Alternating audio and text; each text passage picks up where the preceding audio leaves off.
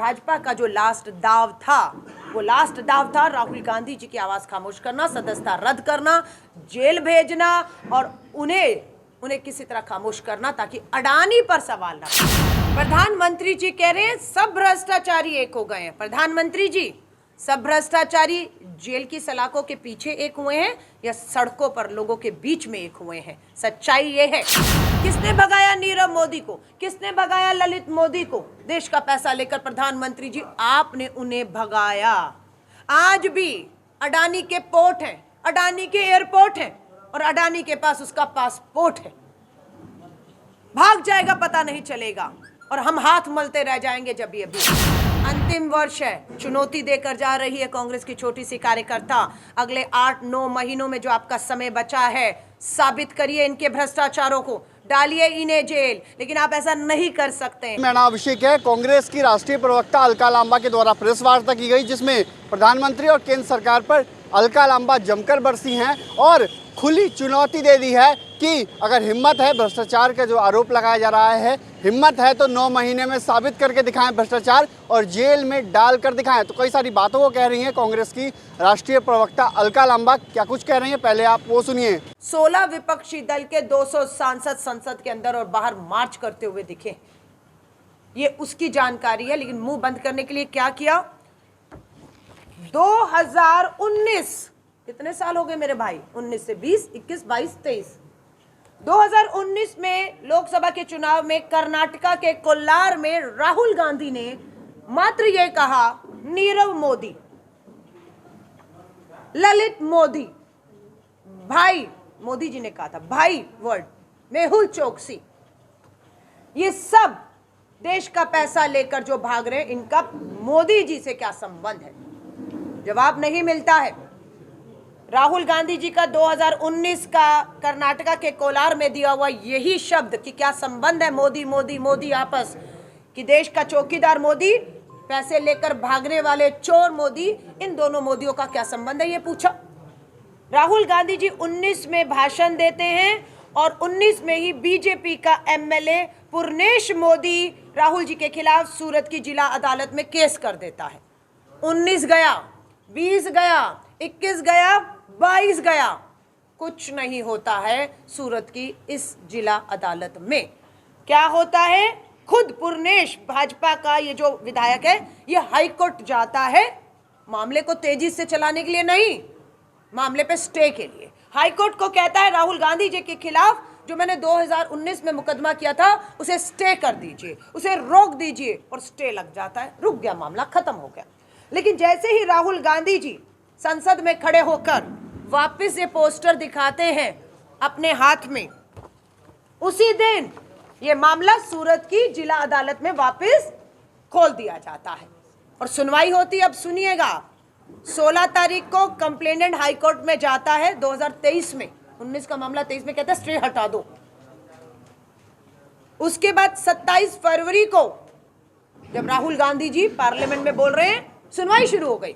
27 को फरवरी में सुनवाई होती है और महीने भीतर ही फास्ट ट्रैक में सुनवाई हुई और 23 मार्च शहीदी दिवस, भगत सिंह, राजगुरु, सुखदेव इस देश की आज़ादी के लिए, लोकतंत्र के लिए लड़े और शहीद हो गए। उसी दिन श्री राहुल गांधी जी को दोषी करार दिया जाता है। अवमानना के मामले में मैक्सिमम सजा है, अधिकतम सजा 2 साल।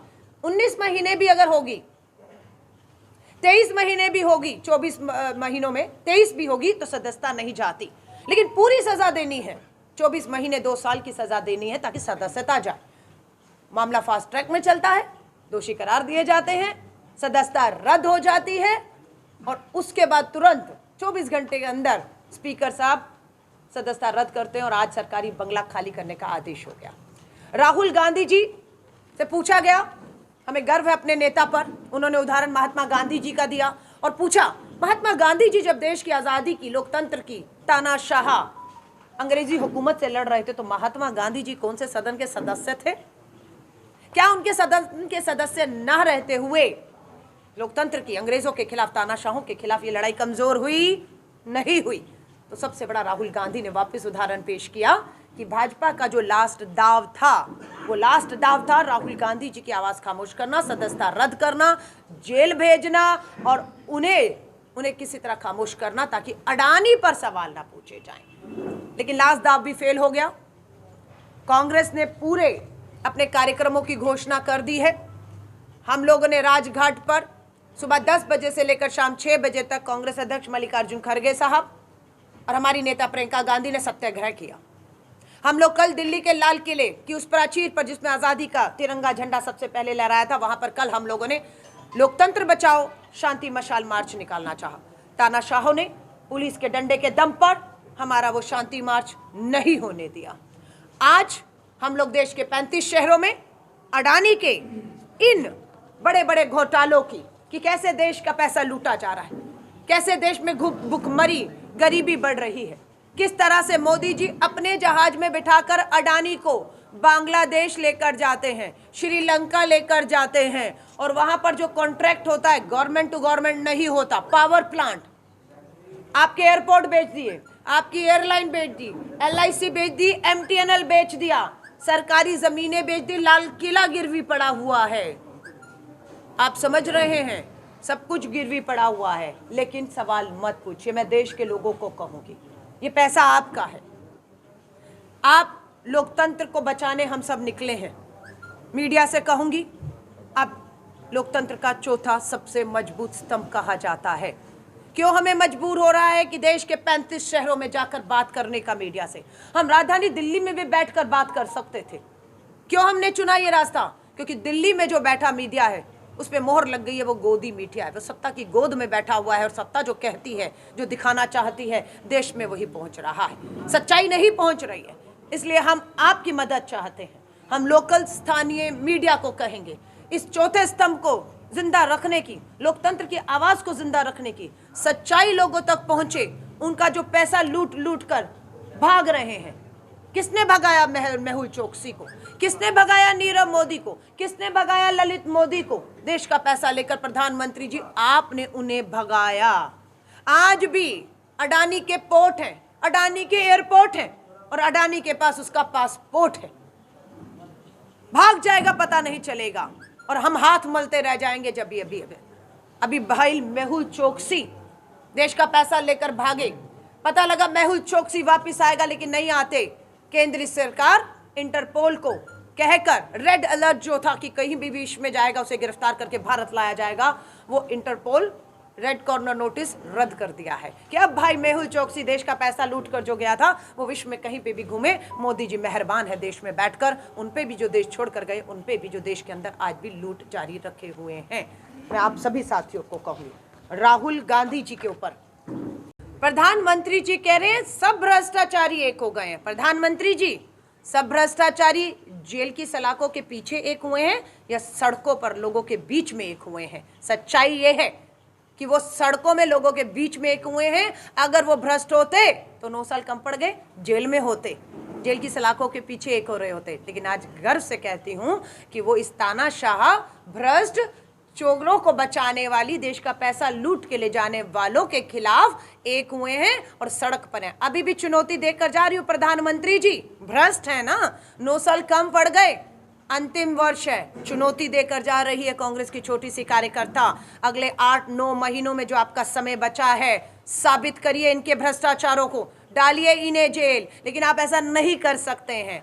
आपने नेशनल हेराल्ड केस में ईडी के सामने श्री राहुल गांधी जी, श्रीमती सोनिया गांधी जी को 55 घंटे की पूछताछ की और उसके बाद भी कुछ बिगाड़ नहीं पाए। राहुल गांधी जी 5 महीने 12 राज्य 4000 किलोमीटर की भारत जोड़ो यात्रा करके आज भी आजाद है और उन्हें घेरते कहाँ हैं? अवमानना का 2019 का केस 23 में लाकर फास्ट ट्रैक में चलाकर सदस्यता रद्द करके जेल भेजने की साजिशें कर रहे हैं आप। मोदी ओबीसी है, हम कहते हैं ललित मोदी, नीरव मोदी, देश के चोर, पैसा लेकर चौकीदार ने भगाया, उनको आप ओबीसी बताकर ओबीसी समाज का अपमान आप कर रहे हैं। वो ओबीसी नहीं है, वो चोर है, वो चोर है और उनको बचाने का काम चौकीदार ने किया है।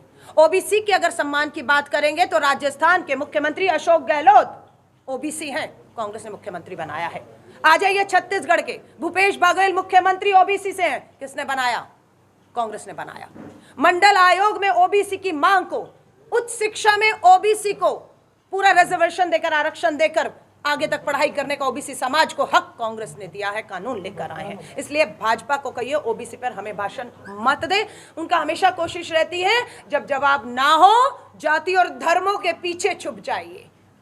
प्रधानमंत्री नरेंद्र मोदी जी, जवाब तो आपको देना होगा। अर्थव्यवस्था क्यों गिरी, रुपया क्यों गिरा, चोर पैसा लेकर देश का क्यों भागे, कौन चौकीदार था, किसके हाथ में सरकार थी, और जिन्हें आज भ्रष्ट कह रहे हैं विपक्ष के लोगों को, कांग्रेस के नेताओं को जेल की सलाखों में 9 साल क्यों कम पड़ गए हैं। और जाइए गुजरात की अदालत में, बिल्किस बानो जो कहते हैं कानून पे विश्वास नहीं है, कानून दबाव में है, मीडिया दबाव में है, संसद नहीं चलने दी जा रही, आवाज को तानाशाह कुचल रहा है दिल्ली के अंदर, और आप कहते हैं कानून काम कर रहा है। चीफ मुख्य न्यायाधीश ने बैठकर प्रेस कॉन्फ्रेंस आजादी के 75 सालों में कभी की थी? 7 बड़े न्यायाधीश ने बैठ के प्रेस कॉन्फ्रेंस की थी, याद है या सब भूल गए? जब कहा कि जुडिशरी पर दबाव है, कुछ झुक गए, कुछ डर गए, कोई राज्यसभा लेकर, क्योंकि उनपे मुख्य न्यायाधीश थे ना, क्या नाम था? गोगोई। हाँ, यौन उत्पीड़न का आरोप लगे, जेल जाना था। हाँ, क्या हुआ? मोदी जी ने राज्यसभा भेजा, झुक गए, कुछ डर गए, कुछ। आज भी मुख्य न्यायाधीश, आज भी सलाम करती हूँ बिल्किस बानो, कानून काम कर रहा है ना। 20 साल के बाद बिल्किस बानो के बलात्कारियों को छोड़ने वाले कौन थे? उनके हत्यारों को सलाम करते हैं मुख्य न्यायाधीश को। दोबारा 20 साल बाद हमारी उस बेटी, हमारी उस बहन को न्याय दिलाने के लिए फाइल खुल गई और सरकार को कटघरे में खड़ा कर दिया उसी कानून ने।